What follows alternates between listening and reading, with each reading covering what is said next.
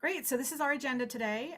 It's packed, but we will have time to talk about some of the things that will be presented about the updates to the watershed-wide flood model, and we're looking forward to that. So when you come in, would you please just introduce yourself in the chat?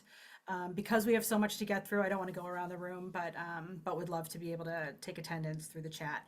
So just put your name and your affiliation and town. Next slide. So just as a reminder, this is a project that's been funded over the last couple of years by the MVP program. And these are our project partners. And a special thanks, as always, to the town of Dedham for serving as the fiscal agent for this project again. They served as a fiscal agent for phase 1 of this project. Phase 2, fortunately, is over the next 2 years. Next slide. And for this year, these are sort of the 5 main activities that we are engaged in. We're coming up to the end of the first fiscal year, which will come to an end at the end of this month. We've got a robust program here, but today we're going to focus on the enhancements to the watershed-wide flood model. So I'm going to let Weston and Sampson take over from here. Indrani. Thanks a lot, Carrie. So we will just do a very brief recap of our last flood modeling meeting, which I want to remind everyone, I think that was in April. So these last couple of months have gone by fast with a lot of work happening at our end. But what we had covered last time when we met as a group, this group was we had talked about what the tasks we had accomplished in the last phase. We had given you a more robust understanding of what we were doing as part of the flood modeling, which is what we're talking about today. Quick recap of the updates and the calibration validation efforts, and then we had already presented this information at the last meeting on the no action scenarios, and then had introduced you to the watershed-wide solutions, which is the deeper dive that Andy will get into today. And we're really excited to share that. So these are just very quick reminders for what we have done as part of this fiscal year. We are currently now in phase 2 of this project, as you all know. Phase 2, year 1 of this project, and we're finishing up this year 1 with the June 30th deadline. But the improvements that we have made to the watershed-wide flood model include updating the culverts and the bridges, looking at the dams and operations, and many of you have been involved in those conversations, and we've had those conversations with DCR as well. We've improved the simulation of hydrography. We've done significant improvements to the model mesh. We've increased the resolution, increased the extent of the mesh to be able to capture better flood depths and extents in areas that are flood prone. And through all of that, we've updated our recalibrated and done our validation runs for storm events. And then we're now in the process of updating the web viewer as well, and we will have that up and running by later this month. We're targeting to have that up and running by our public meeting, actually next week, and we'll be able to do a quick preview of that later today. And then very quickly, just a reminder of how we calibrated the model. We calibrated the model using the 4 USGS gauges. The figure on the right correspond to the different the different gauge locations and the contributing areas that we used to calibrate to that particular gauge. The 4 as are listed here, we calibrated it to the March 2010 event, which is approximately a 50-year, 48-hour event for this watershed. And we verified it for a more recent storm of April 2018, which is approximately a 2-year, 24-hour storm of today. With the calibration efforts, we're just reporting some really good improvements in terms of our peak flow. We calibrated it to peak flow as well as to the total runoff volume. Our total flow is cited here, and they are all consistent with the EPA standards. And just a quick recap of the different design storms and the planning horizons that we are considering for the purpose of this presentation today. We're really focusing in on the comparison between the present day and the 2070 climate conditions. The present day runs and the present day design storm depths are coming from Atlas 14, and the 2070 design storm depths are coming from the Climate Resilience Design Standards tool and the climate design storm projections that Cornell has done for the work for EEA and which have been incorporated into the RMAT tool. This just quickly shows these are results that we presented in April when we met. This shows the watershed-wide results of no action. So what happens with future rainfall increases? So the bars on the far left are under baseline present day conditions. The middle one is 2050. And then the far right are 2070 with the 210 and the 100-year storms. Just focusing a little bit on the 10-year storms, because that's really the essence of our discussion through the later slides today. But with the 10-year storm by 2070, there's approximately close to 2,500 million gallons of additional runoff volume that is going to be generated from the watershed compared to the 10-year storm of today. And similar effects in terms of the total inundated area, we are likely to experience the total area of the watershed that is included in the model for context is about 120 square miles, and approximately 1,100 additional acres are likely to be flooded from the 2070 10-year storm compared to present day. So certainly an intensification of flood volume and flooded areas. And there is considerable, if we go to the next slide, we'll see there is considerable variability in response of the watershed, which is really what we're honing in. And that's what you're going to hear a lot from Andy's slides and content that we will present today. But this really shows the extent of spatial variability in the flood risk across the watershed. So the map on the right shows the percent increase in total runoff volume for that 2070 10-year storm by the major sub-basins across the watershed. You will see while there is a 67% increase across the board, across the watershed, there are some sub-basins in the watershed, which are highlighted in darker blue, which show a greater than between 50 to 75 or greater than 75 to 100. So it's almost a doubling of the flood volume between present day and 2070. So spatial variability in response, which helps us target to the spatial variability of the solution. And that is what we will, I think that's the end of this section, Andy. And we'll have a quick pause here if there were any clarifying questions that we can help with from what we had presented last time.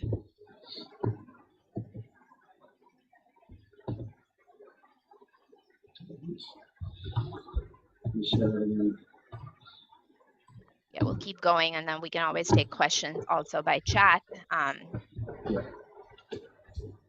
So, Andrew Walker, many of you have seen him before, a professional hydrologist at Western Washington, oversaw development of this model, and it's used to evaluate potential future conditions. Building off of what Johnny was saying about, there's a lot of spatial variability in how different corners of the watershed, how different subbasins of the watershed, they just have different characteristics, and that leads them to generate runoff in a different way. We saw that in the last map, that there were some that were, producing almost twice as much runoff as others. And how they respond to climate change can be very different. And we spoke about this last time, but that also means that the most effective solutions can be different as well, that there's not only is there spatial variability in how runoff is being generated, but also on what makes the most effective solution. And so the whole sort of name of the game in some of the scenarios that we looked at was to try to identify those most effective solutions and then see how effective they really were. Quick recap of last time. When we speak about the most effective solution, obviously there's dozens of different green infrastructure projects, nature-based solutions, not to mention gray, but there's dozens of different types of project that could be implemented, but they tend to provide a benefit in one of three ways. They reduce impervious surfaces or effective impervious surfaces.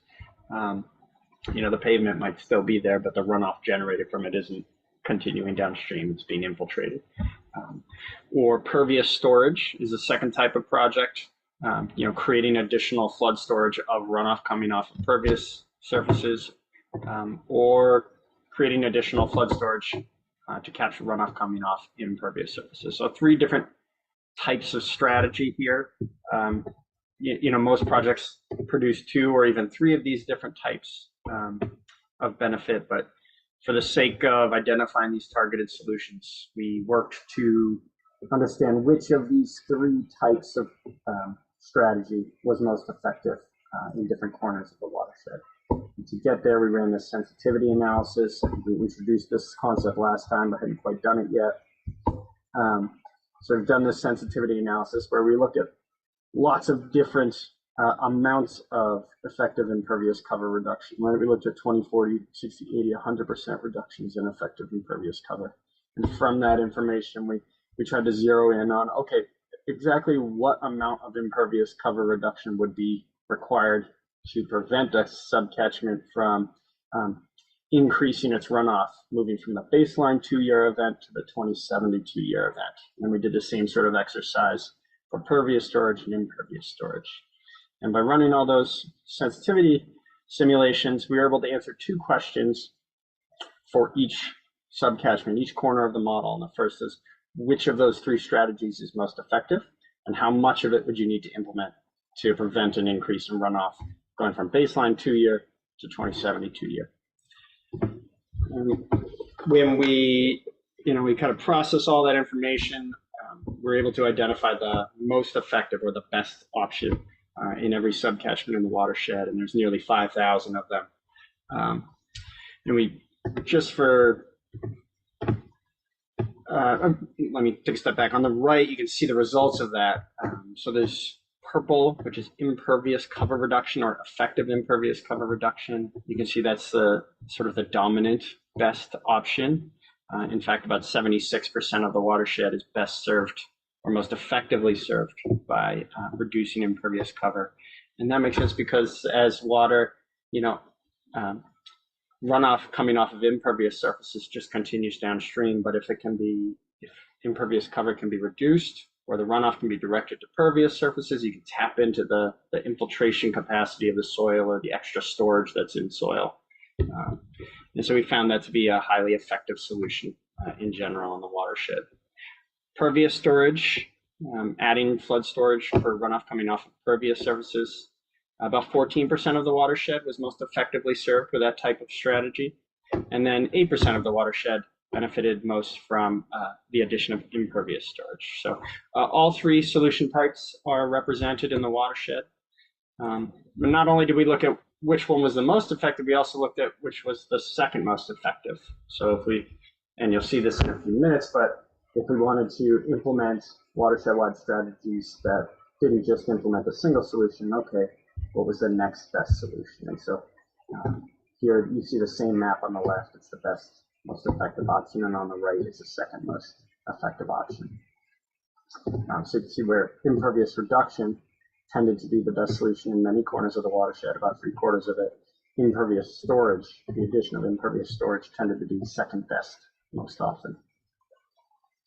So based on feedback and input from the stakeholder group here, and based on the findings of that sensitivity analysis, we worked to put together 4 scenarios, 4 watershed-wide mitigation scenarios to evaluate. And the first 2 are based on that targeted solutions concept. Scenario 1 is the implementation of the single best, the single most effective solution. And then scenario 2 is implementing the 2 best options across the watershed. So every catchment, every corner of the watershed in scenario 1 receives 1 solution, and then in scenario 2, every subcatchment, every catchment in the watershed, both of the 2 best options are implemented. And so, of course, we're expecting to see scenario 2 perform a bit better than scenario 1. We also looked at 2 other scenarios, scenario 3 and 4. This came out of discussions with a stakeholder group. In some ways, alterations of municipal-owned land is some low-hanging fruit, and so there was we evaluated sort of the effectiveness of reducing the effective impervious cover on municipal owned land, reducing that by 20%. There was some discussion about 10%, 40%, and ultimately we settled on 20%, sort of a moderate goal. And so scenario 3 is 20% reduction in impervious cover or effective impervious cover just on municipal owned land, parcels and roadways. Scenario 4 takes it a little bit further. It says, okay, engage the state. So it also includes a 20% reduction in the state highway right-of-ways as well. So a little bit more aggressive. And so we evaluated those for a couple of different design storms.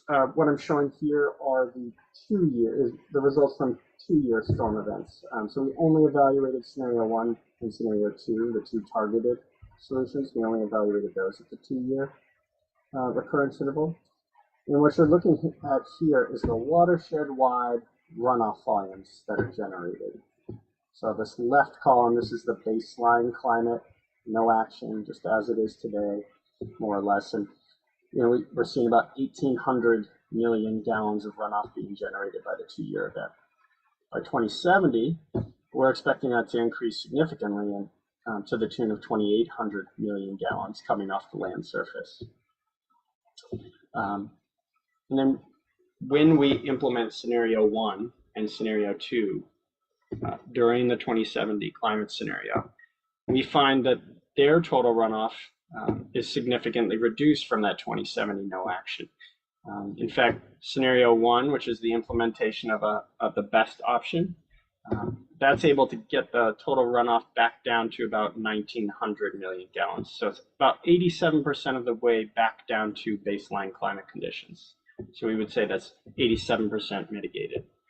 Implementing the 2 best options, scenario 2, that actually provides 125% mitigation. So not only are we able to reduce 2070 runoff rates back down to baseline, we're able to go sort of beyond that and turn back the clock a little bit and produce less runoff than we would see now under our baseline climate.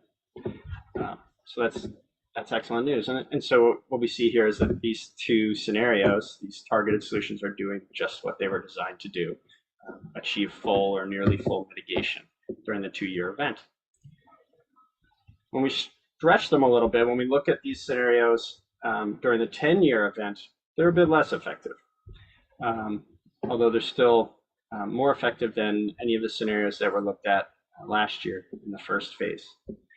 So during the 10-year event, quite a bit more runoff is occurring under baseline climate conditions, 3,600, which is just about double the 2-year event. And then that's expected to increase significantly by 2070 if no action is taken, just over 6,000 million gallons. And then we see scenario 1 and 2 are still quite effective. They're not capable of 100% mitigating the 10-year event. The scenario 1 can mitigate to about 52%, and scenario 2 to about 69%.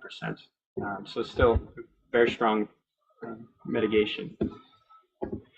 There's a little bit of apples and oranges going on here. You see scenario 3 and scenario 4. When you look at this graph, oh geez, they're not nearly as powerful or as useful as scenario 1 and 2, but they're not really designed to be, right? The concept behind scenario 1 and scenario 2 is a targeted solution. Okay, what do we need to do to achieve full mitigation, and let's go do it. Scenario 3 and scenario 4 are more in line with some of the things that were looked at last year, where they're sort of more typical strategies that might be evaluated. And really, while the percentage mitigation is significantly less, around an order of magnitude, they do represent a good first step to achieving scenario 1 and 2. Right? This concept of reducing effective impervious area on municipal or state-owned land is one step on the road to achieving something like scenario 1 or scenario 2. So we'll focus the next few minutes diving in a little bit deeper on scenario 1 and 2, and then we'll circle back and speak to scenario 3 and 4 just a little bit more near the end. We've looked at sort of watershed scale numbers, but we want to start to zoom in and look at what these scenarios mean sort of on a more, on a smaller scale or on a more personal scale. Here we're presenting the number of buildings that are shown to be inundated or partially inundated during each of the scenarios. So this column here is the no action. So in 2070, with no action taken, we would expect about 5,635 buildings to be partially or fully inundated during the 10-year event. If scenario 2 is implemented, we see that reduced to 5,400. So it's a reduction of about a little more than 200 buildings. So nearly 4% of the buildings impacted under 2070 no action would be prevented. Those buildings would not be impacted. It's just about a 4% reduction. We also looked at this in terms of buildings in EJ census blocks, right? Environmental justice census blocks. Of those 5,600 buildings impacted during the 2070 no action, some 3,490 of them are in EJ census blocks. And you can see at the end of the day, 96 of those buildings would no longer be impacted if scenario 2 were implemented, which is a 2.8% reduction. So it's interesting to see that of the 4% reduction watershed-wide, EJ communities are only experiencing 2.8%. So there's a little bit of a discrepancy there, which is just another way in which flooding impacts and these proposed solutions have a good amount of variability, a good amount of spatial variability. And here's another way to look at that. Here we're showing spatial variability on a catchment scale. So we saw watershed-wide results. We saw a number of buildings impacted. Here we've looked at the change in runoff volume on a catchment scale. So we have broken the watershed down to about 160 catchments, 162 catchments, sort of a more manageable number than the 5,000 odd subcatchments.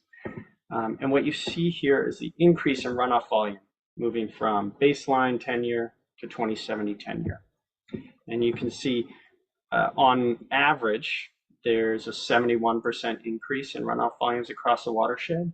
And with that, you can interpret that as sort of the average redness, right? So the average color red throughout the watershed would be consistent with a 71% increase. But you can see there's quite a lot of variability under a no action scenario, right? There are catchments that experience a nearly 100% increase, and then there are others that experience maybe a 25% increase. So there's quite a lot of spatial variability.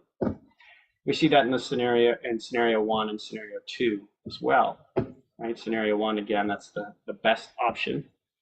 Scenario 2 is the 2 best options.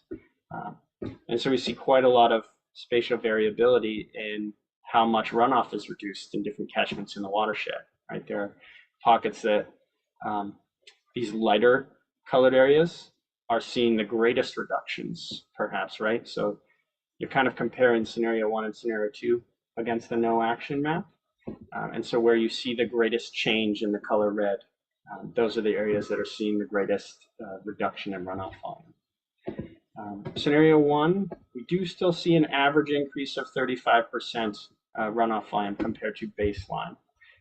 And scenario 2, we still see a 25% increase. But it is interesting to note that there are catchments, not too many, but there are catchments that are actually experiencing less runoff under scenario 2 in 2070 than they are today under a baseline climate condition. So it just speaks to the significant amount of spatial variability in the watershed. Even as the watershed on average is experiencing 25% more runoff, there are some that are actually experiencing a decrease.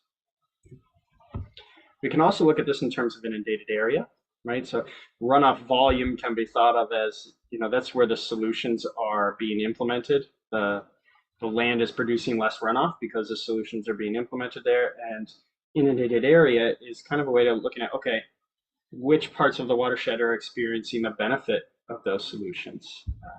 And it's not always the same areas. So again, we see quite a lot of spatial variability. On the left is no action. Relatively little variability.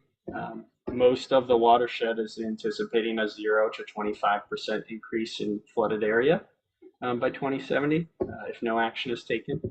We start to see some significant spatial variability under scenario 1 and scenario 2. And in fact, both scenarios, but particularly scenario 2, we see quite a lot of catchments that will actually experience a reduction in flooded area compared to baseline no action conditions. So even though they're still looking at a 6 or 5% increase across the watershed, there's large parts of the watershed that will sort of turn back the clock and experience less flooding than they do today. So very powerful scenarios here. We want to zoom in a little bit further, right? These targeted solutions, they're kind of theoretical, but when it comes down to it, these solutions are going to be implemented on a community scale, right? Individual communities are going to be defining their policies and goals. And so we've tried to give 3 case studies here. We're going to look at Dedham, Sharon, and Canton. Each one is a little bit different. Dedham it's in the lower part of the watershed, but a lot of the catchments that are included in a lot of the catchments in Dedham are actually sort of upland areas along small tributaries or urban runoff systems. So even though it's in the lower part of the watershed, it's kind of a headwater area, at least a good portion of the town is. Sharon is also in the headwaters, right? It's in the southern part of the watershed. It's certainly a headwaters community, but there's some pretty significant tributaries, particularly in the north of Sharon, that are sort of draining the runoff down towards the Neponset River. And then Canton is very much sort of a middle of the watershed community. A lot of significant tributaries, quite a few miles along the Neponset River itself. So it's sort of 3 very different communities. What you see here are the best options identified for each subcatchment of these 3 communities. There's some statistics sort of on the bottom here as well. You can see they tend to be pretty similar. But one interesting thing to note is that Canton would require noticeably less flood storage, whether it's for impervious runoff or pervious runoff. It requires a little bit less storage than the other 2 communities in order to achieve full mitigation during the 2-year event. So interesting to note that kind of variability between communities. And again, here's the second best option, the next best option in each of the 3 communities as well. So, same general patterns. Impervious reduction generally identified as the best option. Impervious storage generally identified as the second best. But considerable variability within each community.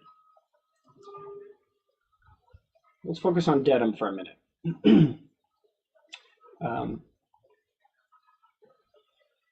As with the watershed scale, right, changes in inundated area are more muted than runoff volume. We saw changes in runoff volume at the watershed scale on the order of 60–70% moving from baseline to 2070 conditions. And for inundated area, we were looking at increases of around 10%. And so we see that for Dedham as well. We see on average in Dedham a 62% increase in total runoff volume from baseline 10-year no action to 2070 no action, but only a 4% increase in inundated area. It's rather more muted. For Dedham, we don't see a ton of spatial variability in inundated area. We see a little bit for runoff, the amount of runoff that's being generated, but in terms of the actual flooding extents, we see very little spatial variability. Here you see scenario 1 and scenario 2 are compared to the no action values. So on the left is no action. This is the runoff volume. You saw this on the last slide. This is how much runoff volumes are expected to increase if no action is taken. And these 2 show the amount of runoff, the increase from baseline to 2070 if the 2 scenarios were implemented. And again, they're pretty effective, right? If no action is taken, runoff volume is going to increase by 62% in Dedham. That's generally halved under scenario 1, and generally cut by 2/3 for scenario 2. We don't see a ton of spatial variability in where those benefits are experienced. They're sort of experienced everywhere in this community. And here we look at inundated area. I think the key takeaway here is that even though runoff volumes are still increasing by 30% under scenario 1 and 20% under scenario 2, the inundated area increases are quite small. The other key takeaway for Dedham is, if I go back one slide, you see, the greatest benefits, perhaps the greatest changes in runoff volume are in this area here, this very sort of headwater area.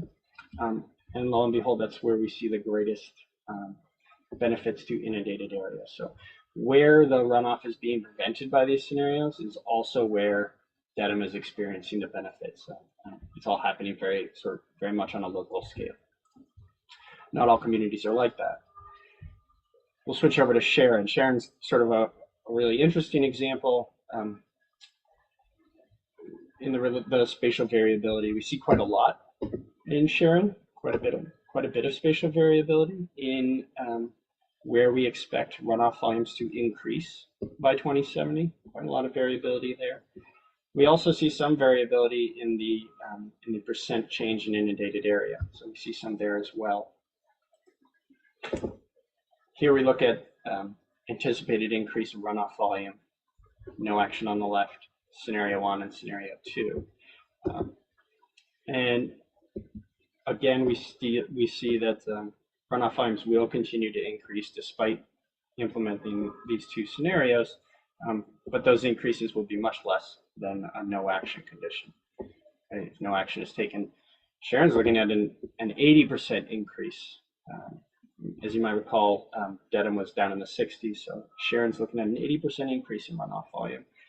But that, again, nearly halved by scenario 1 and cut by nearly 2/3 by scenario 2, so similar pattern there. We see quite a bit more spatial variability in the runoff and in the reduction in runoff in Sharon than we did in Dedham. Quite a bit more spatial variability there.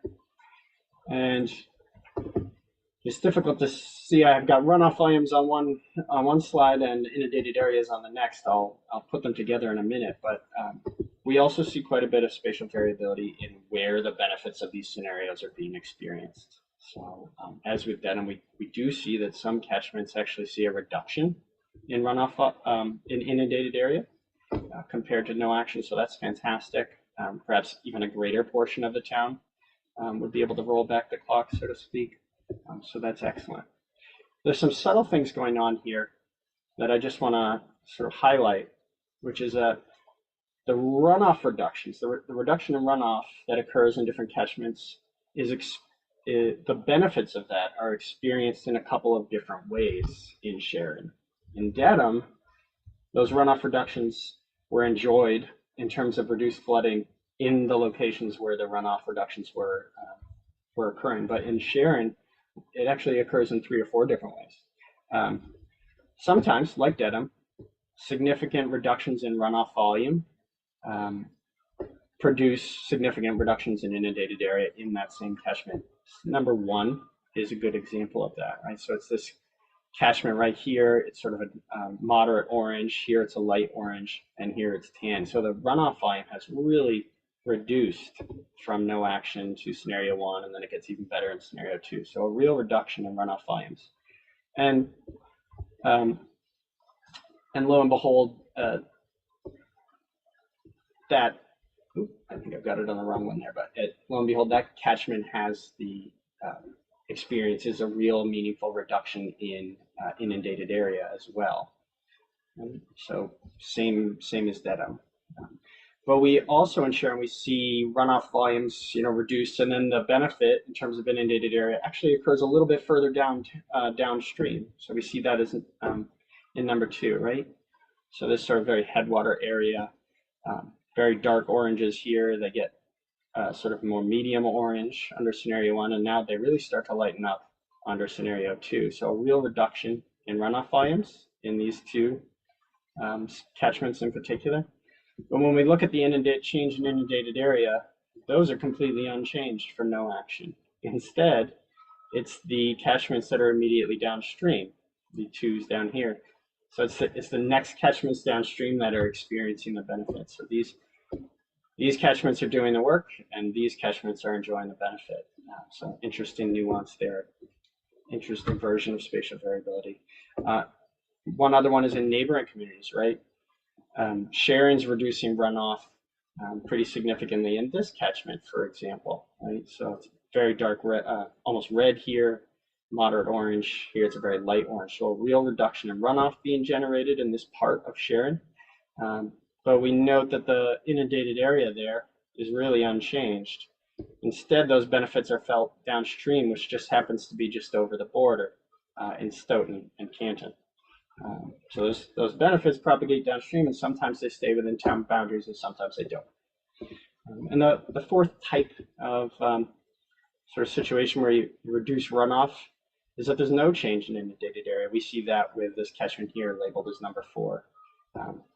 Right, we see it's quite dark orange. We see a real reduction in runoff, but we don't see any meaningful change in inundated area. So implementing these solutions, implementing these targeted solutions that you see in scenario 1 and 2, the benefits of those are experienced in different ways. Sometimes they're experienced right where the solutions are implemented. Sometimes it's a little further downstream, and sometimes it's downstream in a neighbor. So it's an interesting nuance with regard to spatial variability. Last example, and I'll breeze through this a little bit, is Canton. Right, Canton is one of the communities just downstream of Sharon. And we see similar patterns. Quite a great deal of spatial variability in the runoff volumes that are being generated. Significantly less variability in terms of inundated area increases due to climate change. Runoff volumes are significantly decreased by scenario 1 and 2. Again, they're on the order of halved by scenario 1 and cut by 2/3 for scenario 2. And those benefits, those reductions in runoff, there's some variability to it, right? We see some of these catchments down here are green, so there's maybe more spatial variability in Canton than there was in Dedham, but probably less than in Sharon. When we look at inundated area, we see first thing that pops out is there's a lot of green. Right, so there's some real benefits here to scenarios 1 and 2, even though we're continuing to see an increase on average in this community. A good portion of the town actually sees a reduction in flooding extents compared to baseline climate as a result of scenario 1 and 2. So that's fantastic. You'll notice that many of the catchments that experience the greatest reductions in flooding are at the southern edge of town, where they're receiving runoff from Sharon and Stoughton. So this is a good example of how a community can benefit from changes upstream. So it just highlights the need for communities to work together. Just sort of wrapping up real quick, right? We looked at watershed scale, we looked at catchment scale, we zoomed into a couple of different towns, and of course, just as last year, we're taking all of the model results and incorporating it into the web viewer so that the benefits of these scenarios can be understood at a very local scale and neighborhood scale. And you see that here, right? The no action is on the left, so this is the 2070 no action. The darker the blue, the deeper the flooding. And then you see scenario 1 and 2, and you start to see red cells, and those are cells that did flood under no action, but are now no flooding occurs. And the darkness of the red cells tells you the depth of flooding that was eliminated. So you can see some real local neighborhood scale benefits to these two scenarios in this area of Sharon. Here's another area in Sharon. Again, you're seeing those red cells, and in some places this is probably a wetland or a water body, but there are reductions in meaningful developed areas as well. And then here's one last example. This is in Canton, right? This is near Red Wing Brook and York Brook, and their confluence, and we see quite a lot of reductions. Common theme in these is there's not too much difference between scenario 1 and 2, sort of at least in these neighborhood scale examples, in terms of sort of the reduction in flooding extents, but certainly some very meaningful reductions here. So I'll pause there. we talked about scenario 1 and 2 a lot. Just circle back to scenario 3 and 4. I don't want those to be forgotten. There's useful information to be gleaned there as well, which we sort of already And your spoke audio about. cut out quite a bit. If you can you Oh, can you hear me? yeah, suddenly something changed to make it a bit fainter, but Okay, try now one more switching. time, please. Can you hear me okay? Yes, yep. Okay. Change my audio setting there. I apologize. Yeah, so I don't want to belabor scenario 3 and 4, but I don't want to forget about them either. Right? We talked about these two looked at the effectiveness of reducing effective impervious cover on municipal-owned land, and then scenario 4 added to that and looked at reducing effective impervious cover on state highway right-of-ways. Not state-owned parcels, but just state highway right-of-ways. So. And the goal here is really just to understand the relative effectiveness of these two scenarios. They're useful to kind of compare to one another. And, I think the takeaway there is focusing on municipal owned land can provide real value, but, state right-of-ways changes and solutions implemented on state right-of-ways can also be helpful. And I think also considering state-owned parcels and factoring that in, which was not done as part of scenario 4, would also increase the effectiveness of scenario 4. And while scenarios 3 and 4, are maybe in produce order of magnitude less reduction in runoff volumes, it doesn't mean that they're not useful. It's just the sort of a piece of implementing scenario 1 and 2, getting to this best option. A part of that may be implementing solutions on municipal and state land. So very useful information. I'll wrap it up and sort of highlight some key takeaways and then move on. The first one is that this concept of targeted solutions, I think the modeling shows that it can be highly effective at reducing flooding, which is fantastic, and that's what it was designed to do.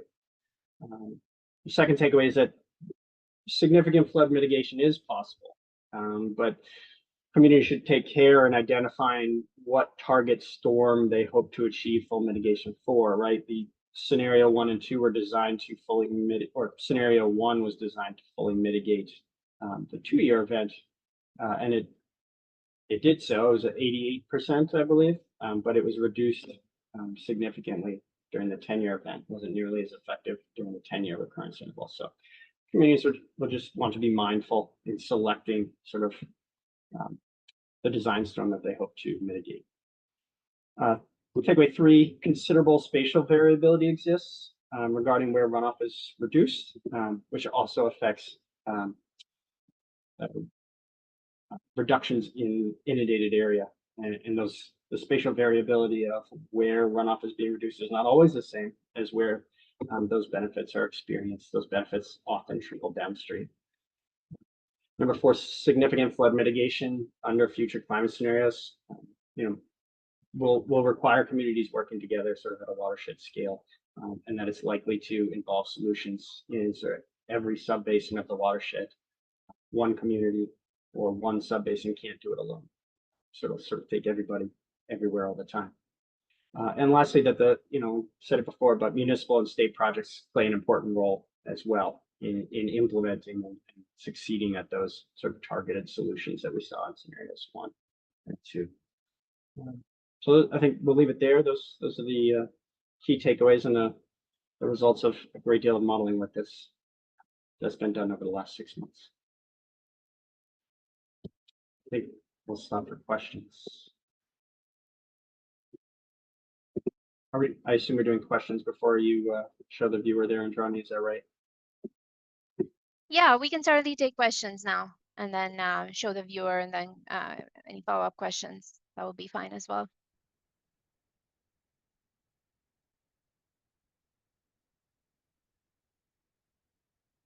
So that was a lot, and I know we had a few questions in the chat that we were answering as we were going, but I know specifically there was one question related to as the slide for Canton is baseline no action for Canton, missing a digit on the runoff slide. And I'm not entirely sure which one you are referring to here, but we can certainly go back to that. It doesn't super matter. I just saw the yeah, that's 792 million gallons. Oh, Here, I was looking at the one, yes, but I was looking at the one with the 3 slides for baseline, and then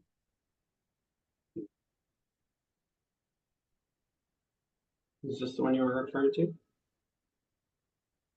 yes. Don't see any significant digits. Okay. I guess help me understand. I would expect the number to be bigger for runoff volume for no action. This is, oops. So we report 2 values for no action. One is a baseline climate, so 792 million gallons. By Oh, okay. 2070, we're expecting that to increase There by we go. 72% to 1364. And then you see that from 1364 scenario 1 and scenario 2. Thank they you. do Yeah, so. I hadn't seen that figure underneath for 2070. Thanks. You bet.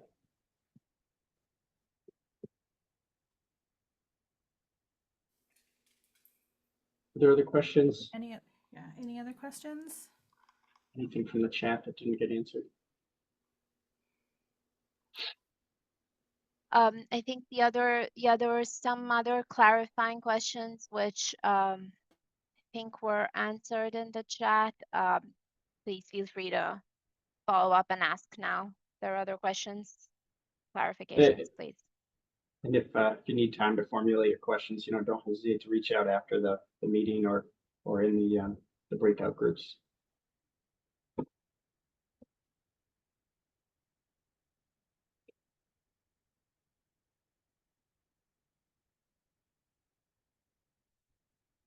Okay, great.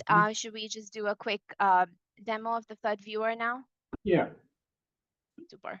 I will share my screen. So as I'm doing that, I will say, so the flood viewer that we had at the end of last year, right, is still up and running and functioning. But since we've done quite significant model updates, repositioning my windows here, so I can see everyone and share my screen. So I just want to clarify that the viewer that we had is still active. We are building a viewer and updating the viewer and building sort of a new page to host the results from this round, because as you heard, we've had significant updates to the model as well as have run the scenarios and have come up with results that we'd like to present to you through the viewer. This is work in progress. So the results that we're showing today are not yet available on the public viewer. We are working through it, and our intention is, as I mentioned, to make this all go live by our public meeting next Tuesday. Exciting. So I think we've heard some feedback from you all that we'd like to simplify the viewer. One of the aspects that I will not do a full demonstration of the viewer, but one of the aspects that I would like to walk through today is how we're showing the results that Andy covered for the last few minutes now on the different scenarios. We've tried to create a summary results. There's a lot of information that has been generated related to the depth of flooding maps. There's a lot of information related to the scenarios, the no action scenarios, and the action scenario. So we've tried to simplify that a little bit. So we'll still keep all of those detailed results in the widgets as we have it, and we're also simplifying there to some extent. But we've created this other widget here that sort of sits right in the center. And I will preface this is work in progress. We haven't necessarily done a final polish on this. But with this, in the simplified viewer, we're really showing the extents of flooding for the no action scenario, focusing in on the 2070 10-year, the action scenario 1, which is the single best solution, and the action scenario 2, which is the top 2 solutions implemented across the watershed. We've also added the FEMA 100-year layer for context that shows the extent of FEMA flooding as it exists today. And then we've added the buildings, and I'll get to that in a second because they show up when we zoom in.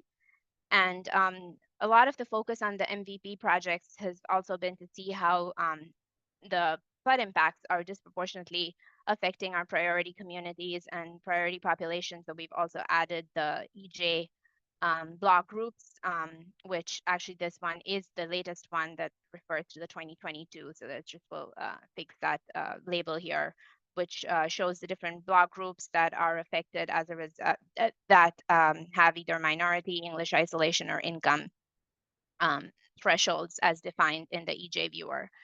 So you could actually go in and turn the no action scenario for the 10-year, and it starts to show up. The blue here on this are all the water bodies in the watershed. So we've made sure that that sort of shows up on the top. And then the red here essentially is, if I turn on the legend, that would help.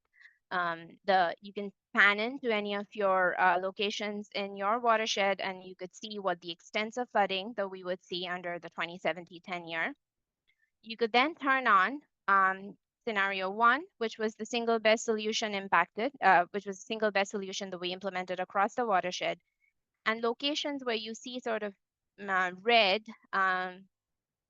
exuding out or bleeding out on this map are actually areas that have where flooding has been mitigated as a result of using that single best solution. And as you zoom in, and you turn on the buildings, that helps you also see where the impacts have been and how. So for example, in this location, I believe this is Norwood, close to Norwood Center, with the identification of the single best solution, which I don't know exactly have that, which solution it was, whether it was impervious area reduction, impervious storage increase, or pervious storage increase, but that single best solution implemented at this location is able to mitigate the flooding on these buildings. And so this visual comparison by just looking at the extent of flooding, zooming into your community, being able to turn your layers on and off to see the impacts on buildings. The other option, as I mentioned, is you can turn on your vulnerable population layers, and it does get a little bit busy. We're still going through cleaning out to see how we can make the graphics more meaningful, but it also helps you understand. So for example, now I can turn on the 2 best solutions. If I just turn off the EJ layer for a second, it helps us identify, again, red on this map. So red here is no action, and green layered on top is the top 2 best solutions implemented at this for each subbasin across the entire watershed, for each subcatchment across each watershed. And when we layer them in this fashion, the areas that still show up as red are areas where flooding has been mitigated by those 2 solutions, the 2 best solutions at that catchment or subcatchment scale. And again, it helps us identify what those impacts translate in terms of building impacts. So this portion of the neighborhood could be mitigated if for a future 2070 10-year storm compared to no action by implementing those solutions.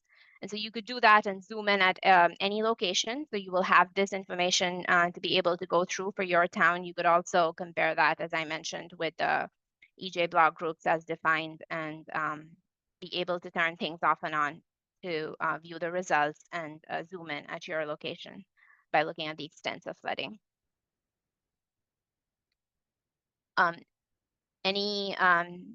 Any clarifying questions on the viewer, anything that comes to the top of our minds? Otherwise, we can also do that in our breakout room discussion.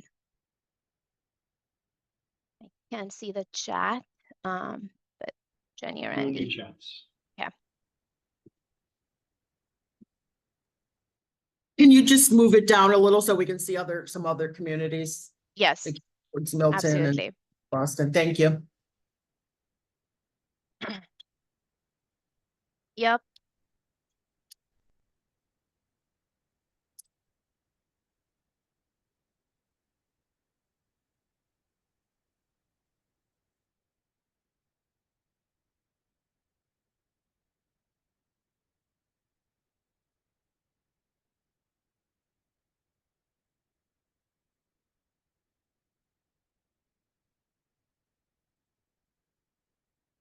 we're still optimizing how the layers load and all of that. So it is definitely work in progress. So you do see some delays as I'm clicking.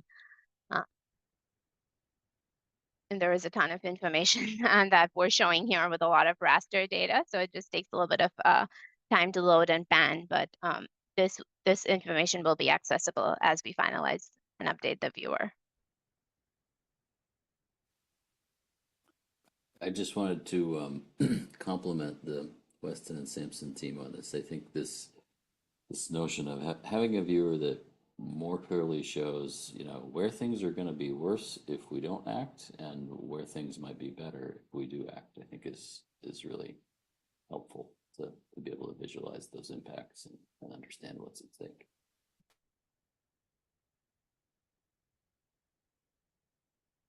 Thank you, Ian.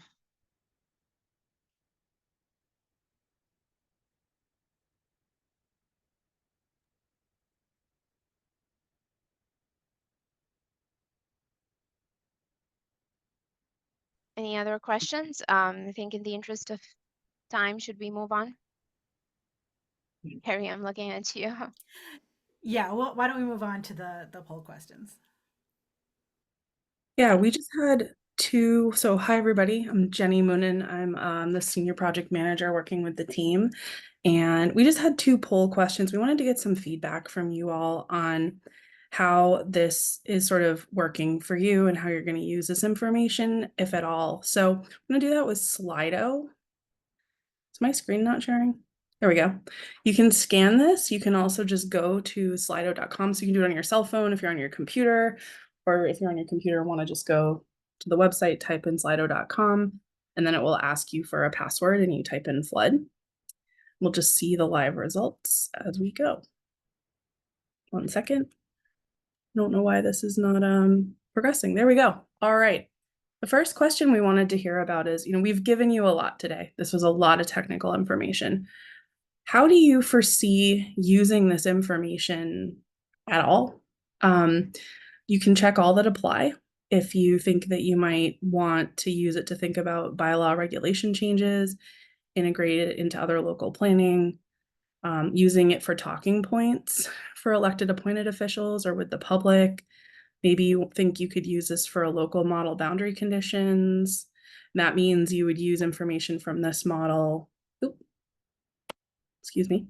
And maybe you don't think you'll use this information, or maybe you have another idea and you could put that in the chat. Scroll down so you can see all the questions.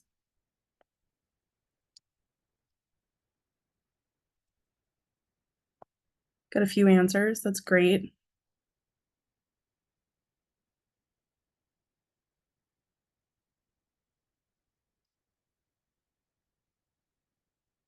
It's 7 folks. We'll give it just one more second.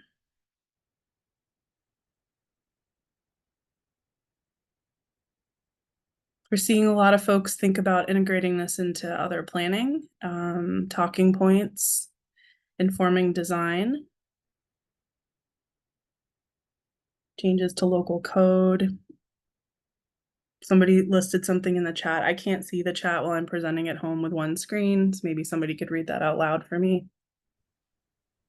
Yes, there's a comment in the chat about how we can use this to compare information to that is already being produced in the communities. And that is a great point. That is a great point.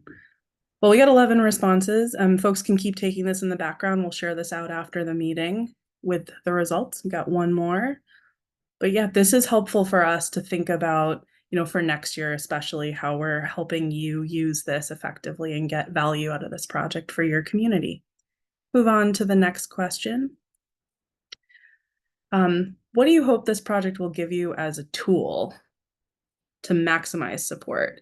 So are you hoping, we talked about talking points we saw on the last slide, but I mean, would an executive summary help you? Will a story map that we're preparing help you? The report at the end of the project? Would you like town-specific data and statistics, images and graphics? Will the maps of future flooding be helpful?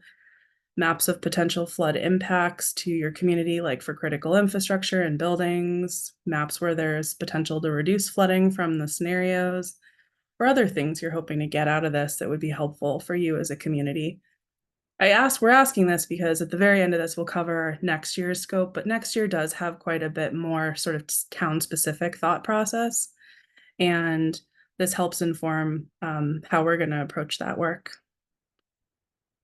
Okay, got some good answers here.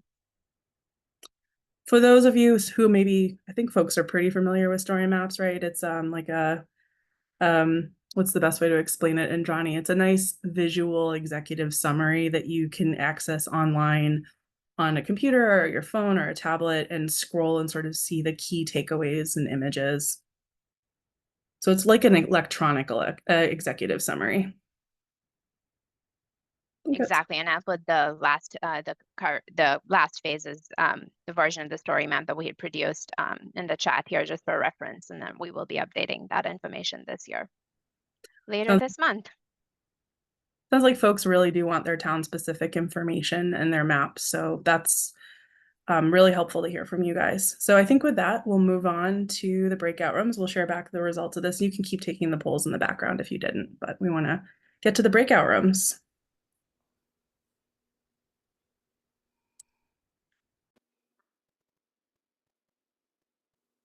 All right, thanks everyone.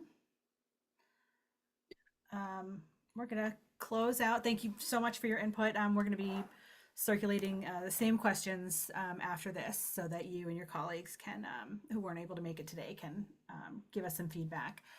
And now Jenny's gonna talk about what we're doing in year 2 of this project, phase 2.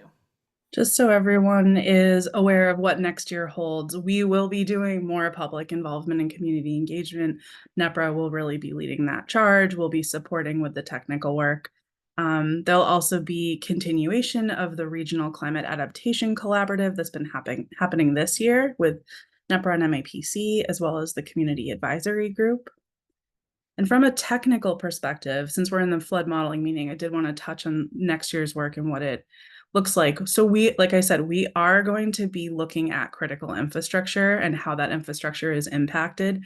So we have received some critical infrastructure data from folks that are in attendance here, but we will be looking for more data next fall as we get into it. We're going to be analyzing the impacts of that infrastructure and how the flood reduction scenarios can benefit that infrastructure.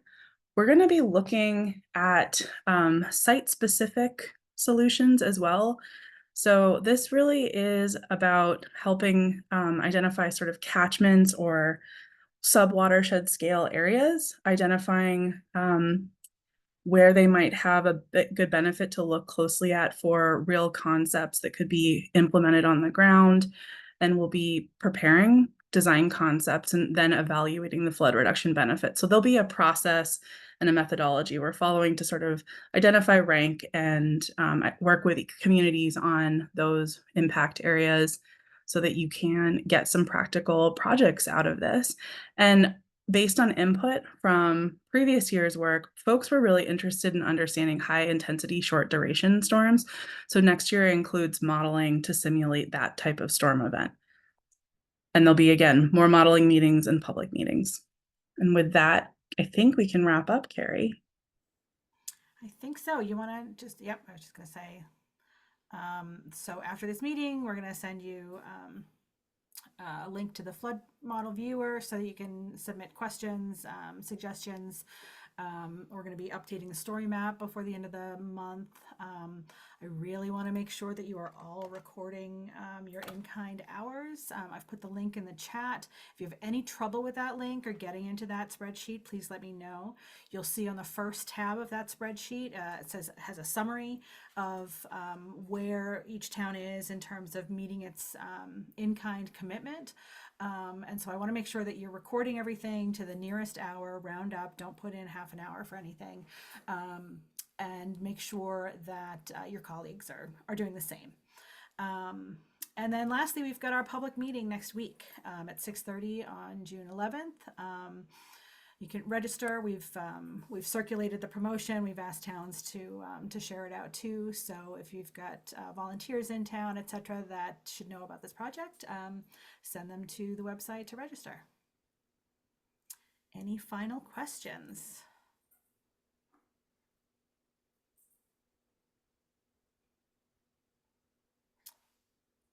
All right. Well, thank you all for participating today, and we will be in touch very soon.